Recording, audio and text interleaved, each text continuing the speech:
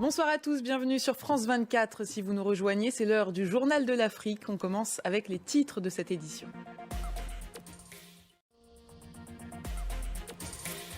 On ouvre ce journal avec cette attaque perpétrée par les paramilitaires des forces de soutien rapide au Soudan. 40 civils ont été tués dans un camp de déplacés du Darfour Nord, celui d'Abou Chouk. Et dans ce contexte de guerre civile, le Soudan est également touché par une nouvelle épidémie de choléra, alors que la situation humanitaire est déjà désastreuse. À Taouila, dans le sud-ouest du pays, la maladie se propage rapidement. Cette ville accueille plus de 500 000 personnes qui ont fui les combats depuis avril 2023. Le récit d'Émilie Boyle. Une opération d'intimidation et de répression, c'est ce que dénonce le parti de Laurent Gbagbo en Côte d'Ivoire. Dans le reste de l'actualité, réaction de Kigali après des accusations portées par le haut-commissaire de l'ONU aux droits de l'homme.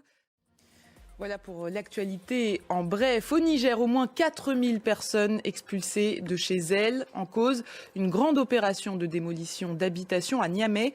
Les autorités affirment que ces structures ont été construites illégalement. Clémence Valère. On part maintenant à Nairobi, au Kenya. Les Kenyans qui affrontaient hier le Maroc en championnat d'Afrique des Nations. Ils se sont imposés 1-0. La rencontre a donné lieu à des débordements.